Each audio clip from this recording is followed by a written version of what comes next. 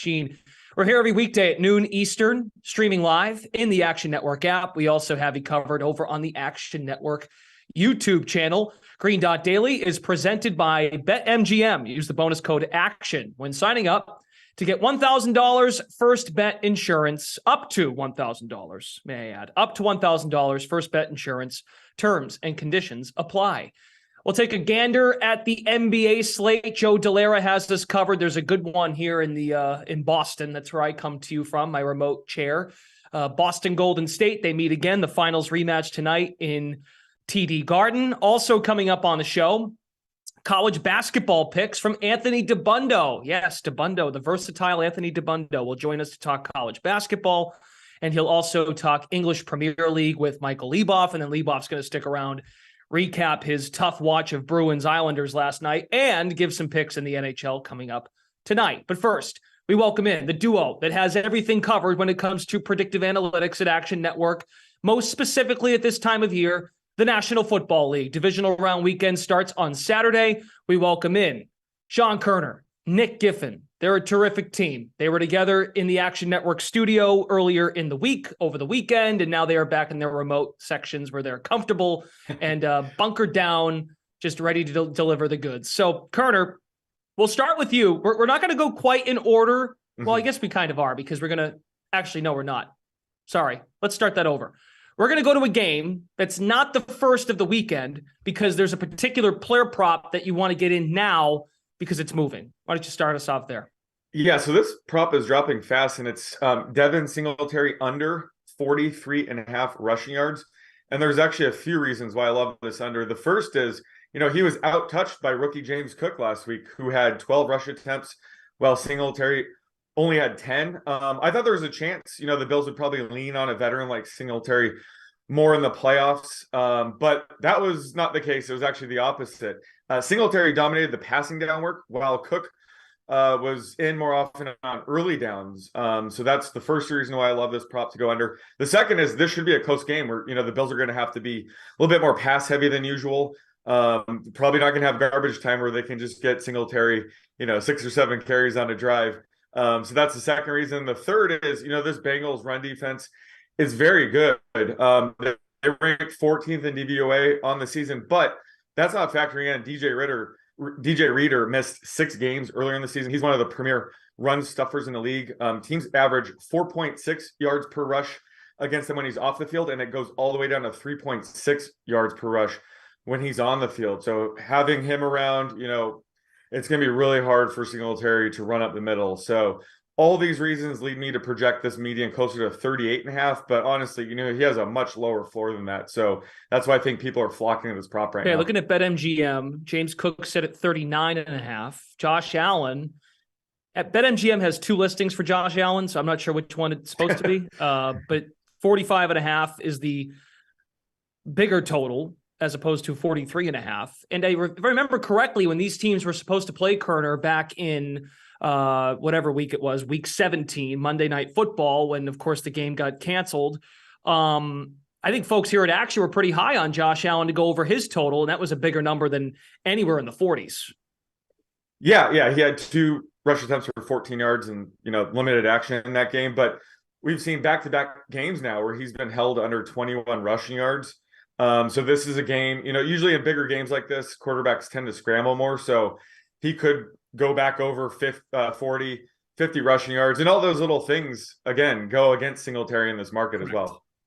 Exactly right. That's why I brought up those other 2 names and their numbers, because of, and it turns out there was this trend. I know Brandon Anderson's been on this when we do the Action Network podcast, when Allen and the Bills are facing a playoff team during the season, that is. Of course, I know they're in the playoffs now, but during the season, a team that was currently in the playoffs when the Bills played them, Allen was surging over his rushing prop number, because just a closer game and he might be called upon to do more. Okay, Nick Giffen, let's get you involved, my friend. Predictive analytics crew, both of these guys dive into the numbers, and what you've both been big on this year is your luck rankings over at Action Network, and I've thoroughly enjoyed the breakdown. Nick, you're going to pick apart Jaguars Chiefs for us. Is there an edge based on the luck rankings? Yeah, so there actually is not an edge based on the luck rankings in this Jacksonville Jaguars at Kansas City Chiefs game. Our luck rankings have the Jaguars ranked 10th and the Kansas City Chiefs ranked 3rd. And also the luck total that we like to look at needs to be beyond 5 points, either above +5 or below -5 points. Well, the luck total is at 1.4. So we're not really showing any luck edge in this game, but Jacksonville was the 3rd luckiest team last week. I mean, you got to kind of get lucky to have a crazy comeback like you did against the Chargers there. In fact, the expected score when all was said and done was 32-25 in the Chargers' favor per our Action Network expected score metric. Jacksonville also, they've kind of just been like all over the place, and maybe one of the hardest teams, I know Sean will tell you, to grasp week in and week out in terms of whether they'll play well or whether they'll lay an egg. And I guess last week they both laid an egg and then played well. So they're kind of the Jekyll and Hyde of NFL teams right now, at least for me. They did play Kansas City earlier this year, and Kansas City won 27-17 at home. Kansas City at home. And the expected score in that game actually was a lot closer. It was 26-22 in Kansas City's favor. So Jacksonville actually played Kansas City pretty close. And our third order Pythagorean win percentage metric, which we can translate into a spread, has Kansas City by about 7 at a neutral site.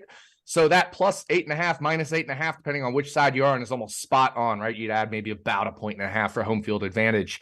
I should note, 56% of the bets as of last night when I put this into the spreadsheet were on Kansas City, and 89% of the money was on Jacksonville. So there was some big action and some sharp action on Jacksonville. So that's kind of what I'm seeing there from the game side of things in terms of potentially like luck and just sides or totals. Okay, yeah, that number has not moved all that much based on what you have here. Yeah, 89, it's down to 86% of the dollars on Jacksonville, 55% of the bets, as you noted here. So just a percentage lower, 55% of the bets on the Chiefs. Sharp money is coming in on the Jaguars. So yeah, and that's interesting because if all that cash is coming in, the line hasn't moved. So I think we talked about this with Evan Abrams yesterday. Teaser protection is also a factor here, and I think it comes to show that are folks really all that interested in giving Kansas City a chance to be favored by 7 or 7.5, and that way on a teaser you just got to pick them to win, right? So, okay, let's go back now to Sean Koerner. Hold on, let's get to my player prop in this game. Okay, yes, player prop. Yes, you have highlighted one of Trevor Lawrence's favorite pieces. Yeah, so I really like Christian Kirk to go over his 64.5 receiving yards prop right now. I actually think this is quite low. This is a very good matchup for Kirk. I mean, Kansas City is one of the worst teams versus the slot in the passing game. Per my slot metric, actually, they rank as the second worst team when you take efficiency, volume, and touchdowns into the equation. And Kansas City, they also play man at a high rate in like the top quarter of all the NFL teams in terms of man defense rate. And all of Kirk's touchdowns have come versus man defense. And he also has a full yard per route run more versus man defense than he does versus zone defenses. So, I mean, you got slot, you got man versus zone. So this is just setting up so perfectly for Christian Kirk. I'm reminded of that Jerry Jeudy game against Kansas City when Cortland Sutton was out and Jeudy exploded for 3 touchdowns, except I think Kirk's even better, has an even better situation here. He doesn't have Russell Wilson or Brett Rippon throwing him the ball, for example. And this year, he has had a median of 74 receiving yards this year. And the prop is 64.5, right? So a median of 74 receiving yards. And that jumps to 78 as a median when he's played at least 90% of the snaps. And because we're playing in the playoffs right now, you got to be thinking he's going to be on the field as much as possible. He had a 99% snap rate last week. So I love this over here for Christian Kirk. How much of a factor does the game script have too, assuming Kansas City jumps out to a lead? That can only help, right? And I didn't even mention that, but absolutely, that could only help because that just means they'll be throwing the ball even more. And again, we saw that last week. They got down big, and Christian Kirk got really involved in the second half there. They've gotten down in all their games against good opponents. I mean, I know Baltimore had their struggles in the second half this year, like the Chargers, but the Baltimore game, the Dallas game went down 14-0. the Chargers game, as we highlighted. Now, their final few regular season games were stinkers, and Jacksonville did not have to come back the way they did in those games. But some of those games where they did trail, they thrived. Their passing game did thrive, and they did make it a game. Okay, back to Koerner. Looking at Eagles, Giants. See the lid, folks. You've got a luck rankings breakdown for us and a player prop in this game as well. Yeah, so the Giants ranked 4th, and the Eagles ranked 2nd in our luck ranking. So that's only a luck rank differential of 2. Even the luck rank total is pretty small here. It's only minus 0.2, so not showing any value there either. But, last week the Giants managed to beat the Vikings in what we were calling the luck rankings fraud bowl. The Giants are now 9-4 in one-score games this year. However, they're a well-coached team under Brian Daboll, so I think we can expect to see them overachieve going forward. So they're not really a team I'm looking to fade necessarily. And on the Eagles side, they're the second luckiest team technically on the season. I think a lot of that has to do with their +8 turnover differential. That's the 3rd best in the league. But again, they're a very complete, well-coached team as well. So they're not a team I consider to be overrated. Plus, they had some pretty bad injury luck towards the end of the season. They were without Jalen Hurts and Lane Johnson for 2 of their final 3 games. So both players should be closer to 100% following their bye week. So this is a matchup. I'm just not interested in really fading any one of these teams. Yeah. So I'm staying away from this one. Staying away from a side, but you do like a prop. Yeah, so I like Daniel Bellinger under 22.5 receiving yards. Weeks 15 through 17, he ran around on 96% of Daniel Jones dropbacks. That was the highest of all tight ends over that stretch. And despite seeing that massive playing time, he only averaged 24 yards per game. And then last week against the Vikings, they used Lawrence Cager way more than I thought they would. He ran around on 30% of Daniel Jones dropback. So that came at the expense of Bellinger, who went all the way down to 82%. So for a player that kind of needed a ton of playing time just to average 24 yards, that's a massive hit to his projection. Plus, the Eagles are pretty good against tight ends as well. They rank 6th in DVOA against the position. So I'm projecting Bellinger's median closer to 19.5 here. Okay, Bellinger had just 2 targets in the victory over the Vikings. So you have a player prop, and sometimes, folks, again, the best bet is no bet, and that's what Koerner's telling you right now based on his analysis of Eagles and Giants.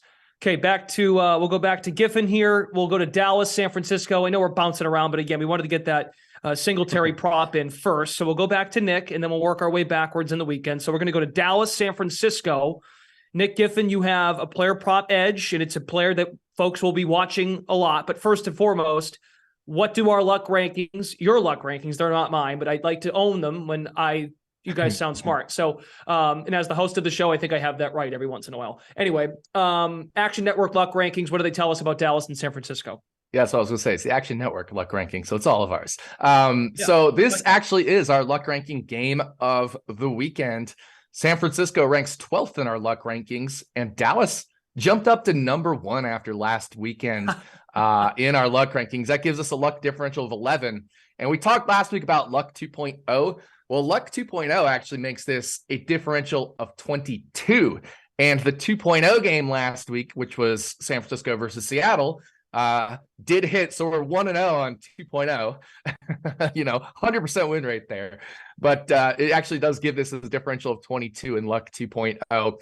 San Francisco, they just have the best expected score differential in the NFL. And both teams have played easier than average schedules, much easier than average schedules. So you could be like, well, San Francisco played a pretty easy schedule. Well, so has Dallas. So I do think this is a pretty fair comparison to look at the expected score differentials of both of these teams and say, yeah, San Francisco certainly has been a little bit more unlucky. The third order Pythagorean win percentage metric makes San Francisco about a 4.5 point favorite at a neutral, just using Dak Prescott's games. So, right, I removed the games. Cooper Rush was the starter.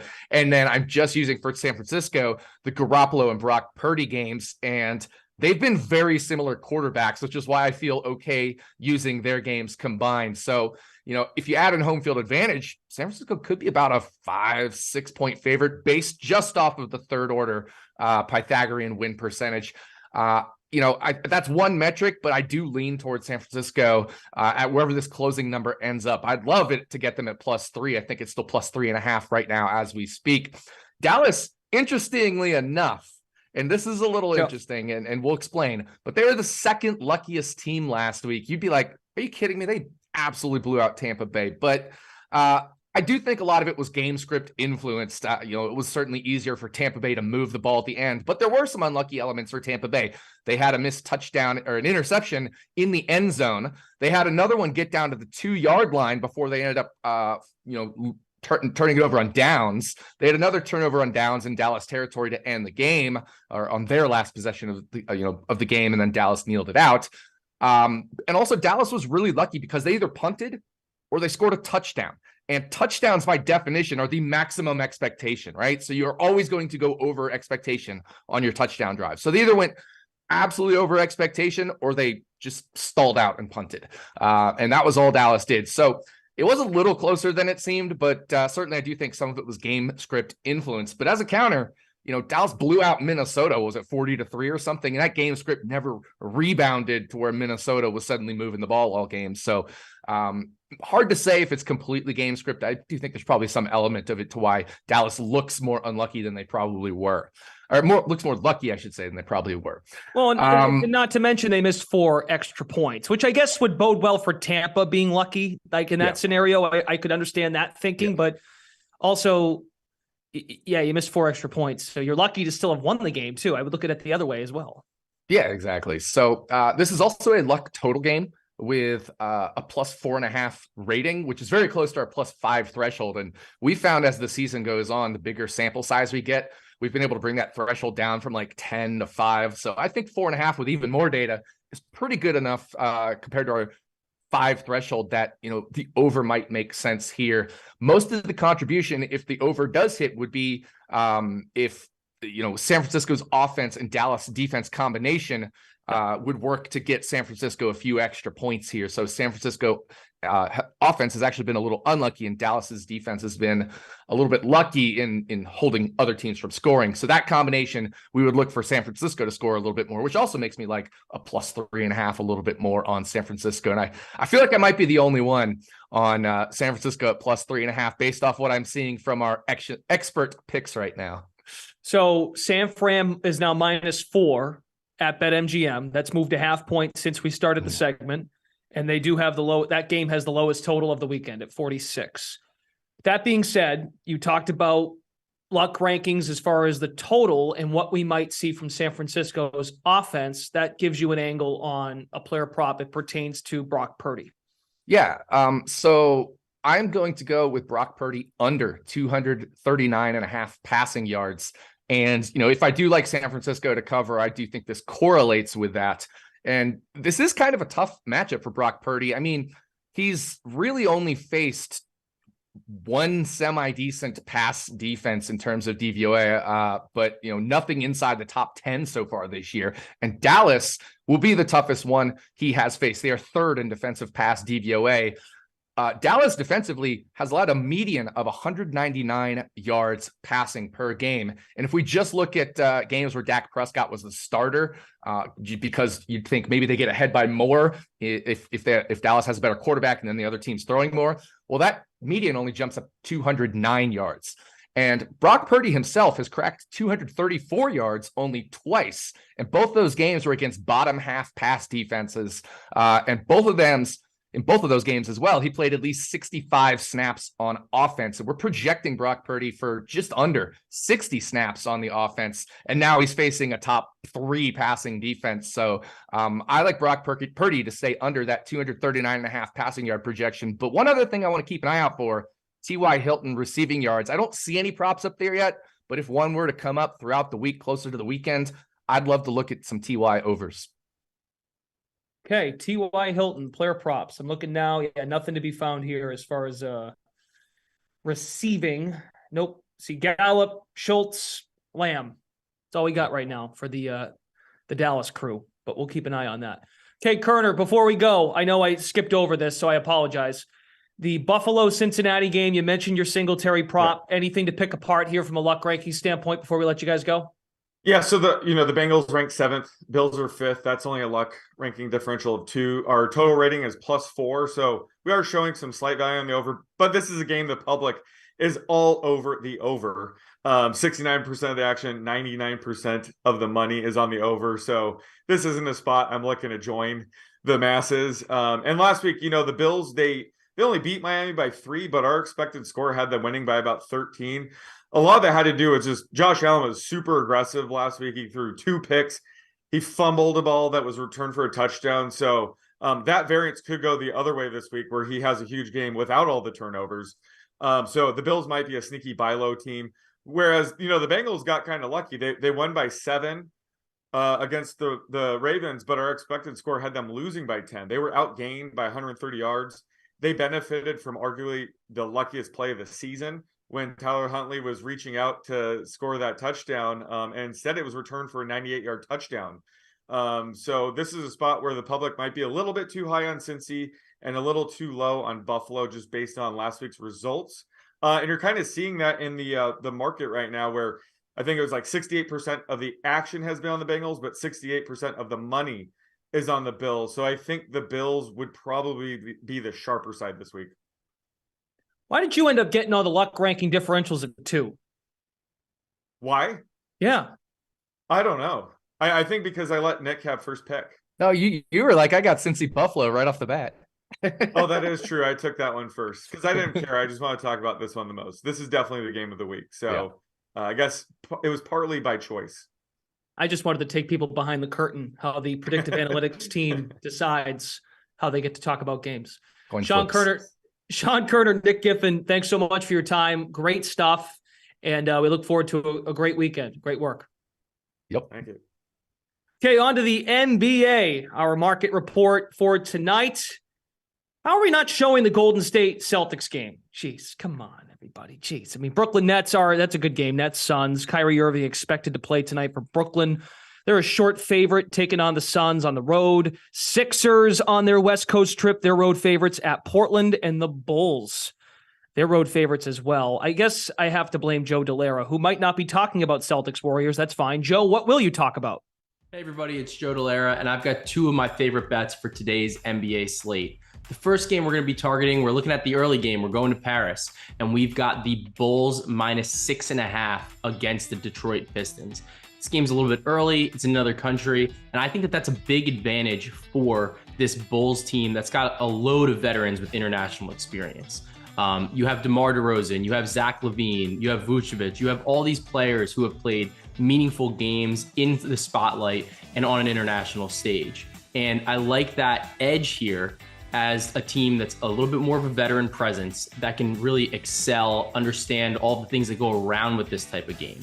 Additionally, when we really look at these 2 teams, the Bulls are significantly better. The Bulls are about 15th in adjusted net rating, with the 16th best adjusted offensive rating and the 12th best adjusted defensive rating.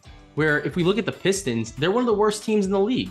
They're 28th in adjusted net rating, with the 24th worst or 24th best adjusted offense, and then the number 2 worst adjusted defensive rating. So I think the Bulls are going to really cook them. I think we're going to see DeMar DeRozan. We're going to see Zach LaVine, 2 vets who have had to deal with a lot of injury history. They're going to be rested for this game, and they're going to be loaded up, locked in, and they're going to be able to eviscerate this Detroit Pistons defense. So I'm laying these points. I like the Bulls today in Paris against the Detroit Pistons at -6.5, and I take this up to -7.5 actually.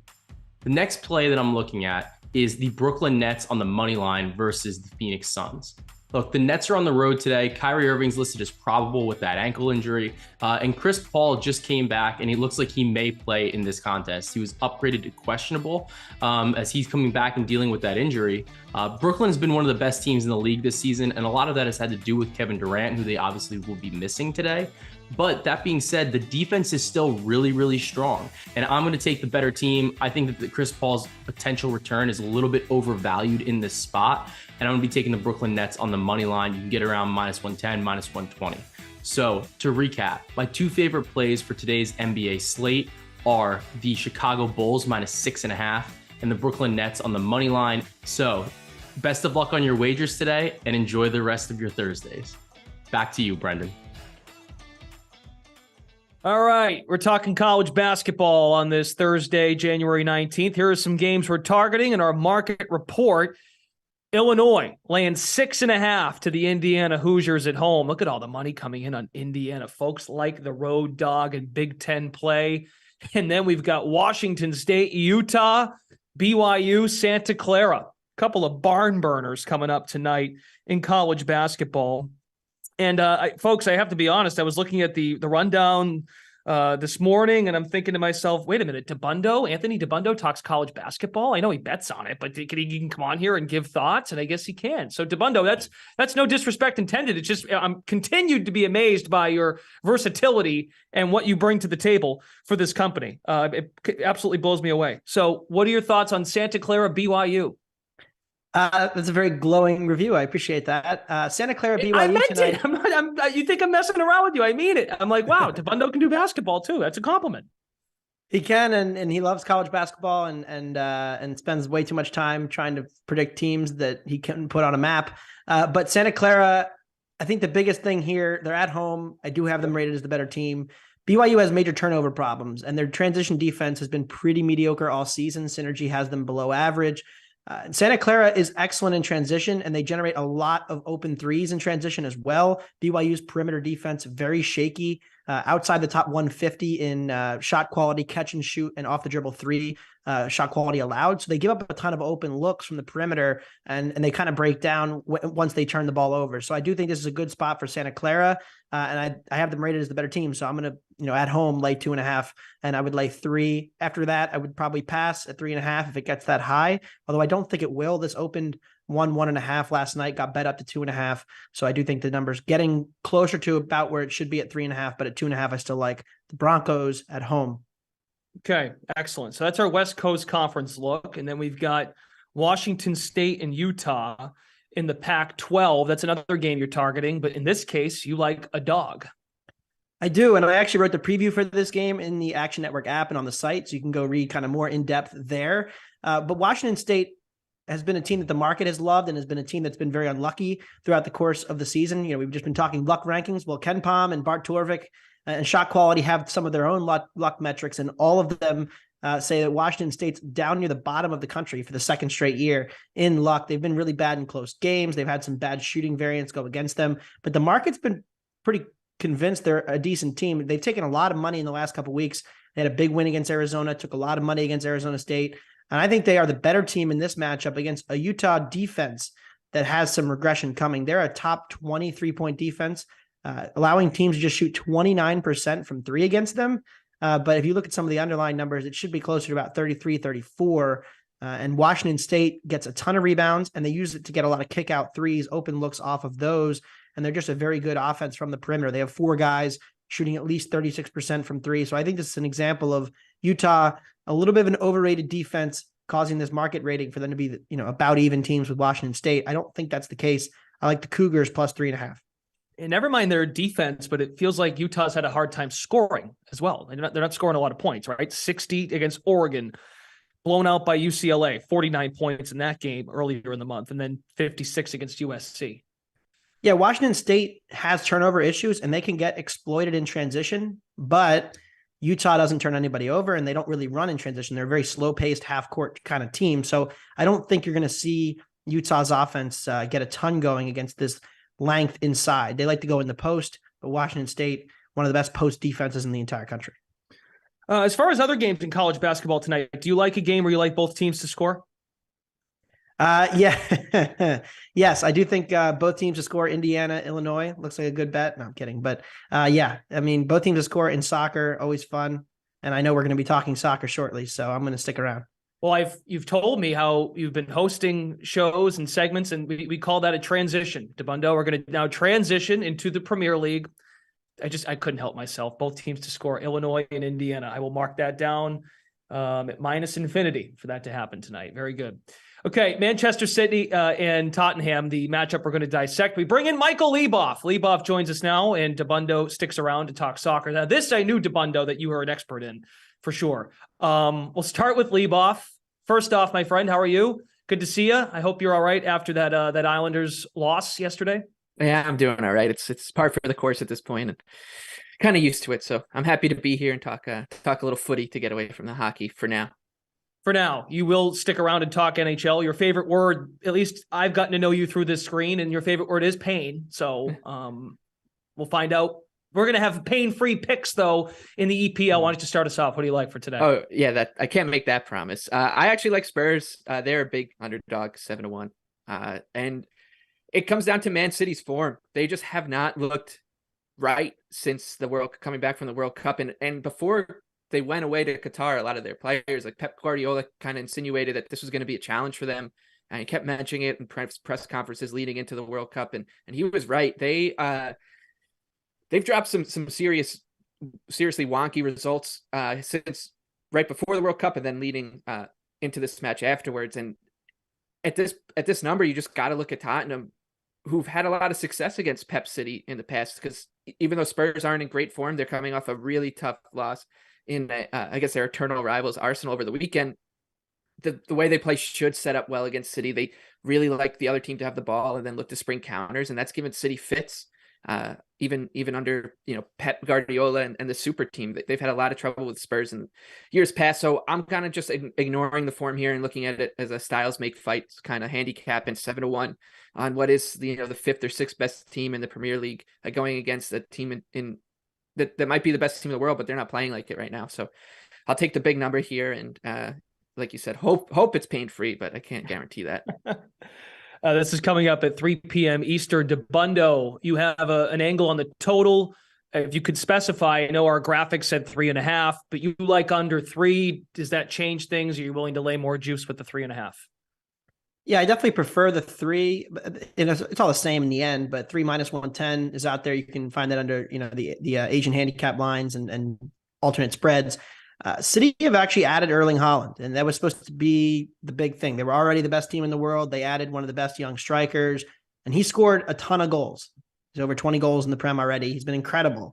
But some of the other underlying numbers suggest their attack is actually worse this season with Haaland than it was without him. They are getting a little bit worse of an XG per shot, so their shot quality has gone down. Their average shot distance, so they're shooting from further away. They're getting about 2 fewer shots per match. They're putting about 1 fewer shot on target per match. So the attack has actually taken a step back in the smallest of ways. And I think that gets into Michael's point. They're pressing less. The energy just hasn't quite been the same, and therefore they're not getting in as many great positions to shoot because of it. And I think Spurs have really struggled in transition. Michael mentioned the history, and it's very true. I mean, if you believe in Premier League bogey teams, Spurs have kind of owned this rivalry, this matchup, and it's very weird because City have consistently been the best team in the league, and Spurs have been, 4th, 5th, and yet Spurs have won a lot of these matchups head to head because of their style. They're so good in transition with Kane and Son, but Son has taken a huge step back. I mean, his attacking penalty area touches is the lowest it's ever been in his Spurs career. He is 30 in his age 31 season, so you're starting to wonder if maybe age is getting to him a little bit. But really, it's been Spurs that have just not been quite as good in those transitionary moments, and it's why they got pasted by United. They lost to Arsenal last weekend, and they just haven't quite had the same quality there. So I like the under. I think this is going to be a low-scoring game, maybe 1-0 or 2-0 to City. Spurs could get on the board, but the attack has just not inspired me lately, and so I'm going to take the under. Okay, gentlemen, good stuff. This comes up at 3 o'clock today. Dabbundo, you've got soccer to watch, and then you're going to basically take, a nap and then watch this late night basketball? Is that your plan? That is the plan, yes. I've been up way too late casually watching tennis, so I need to get some sleep. Tennis, too. What can't this guy do? Anthony Dabbundo, thank you for stopping by, and we'll see how Illinois and Indiana do if they can score tonight. I like their chances. Thanks, Brendan. Okay, thanks, pal. Leboff's not going anywhere. We want to get in the NHL market report and the game we're going to highlight tonight. Jets, Maple Leafs, 7 o'clock puck drop. Toronto, minus 165 on the money line. Bets are coming in on the Maple Leafs, and folks like an over of 6.5. Leboff, the Jets are one of the better teams. They're the best team right now in the Western Conference at 29-15. They have the most wins out west. Vegas has 28.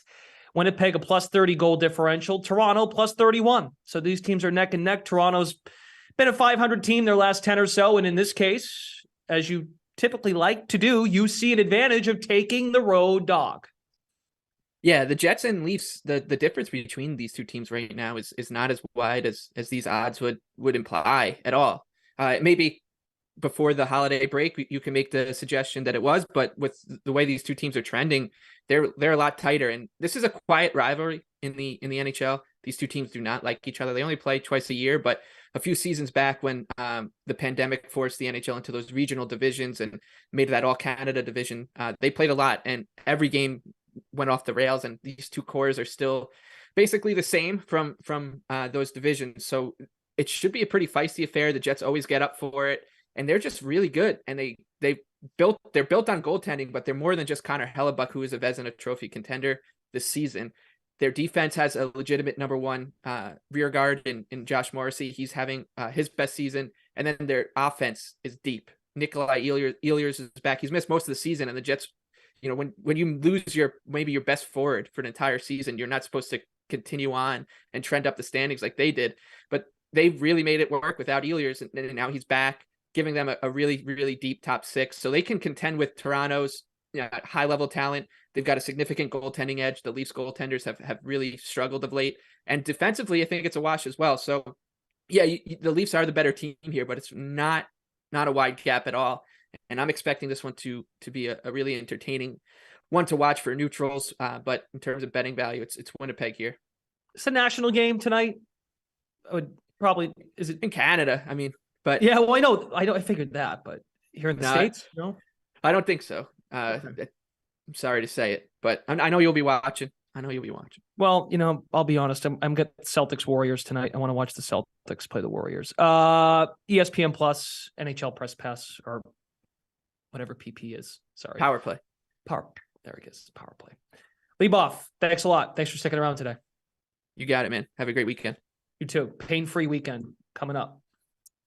Okay, what a show. Loaded show today. All of the picks from today's Action Network show, Green Dot Daily, can be found at Green Dot Daily. Very simple. In the Action Network app, we have an account that is aligned with our show, Green Dot Daily. Picks from Leboff, Dabbundo, some leans from Giffen and Koerner based on their luck rankings. Both have jumped on player props for this coming divisional round weekend. So you want to get those in now before the lines move, because those guys are typically on top of their game when they come on the show and give out a pick. And I may add, when Koerner and Giffen give out a pick this early in the week, it is Thursday. It's not that early in the week. The first games of the weekend are in 2 days. You better get moving, because that could very well change by Saturday afternoon. So that's my piece of advice for today. Green Dot Daily is presented by BetMGM, folks. Use the bonus code ACTION when signing up to get up to $1,000. First bet insurance, terms and conditions apply. That's a show. We're back tomorrow. I think we're going to fade Ravel tomorrow, or we're going to find out if we're fading Ravel tomorrow. Stuckey, Raybon, the usual suspects for a Friday. They will join us as well as we get set. We're one more day away from divisional round weekend in the National Football League and all the other sports that tickle your fancy. We have it covered here on Green Dot Daily. We'll join you again tomorrow at noon. You all have a fantastic Thursday. Best of luck, and thanks for watching.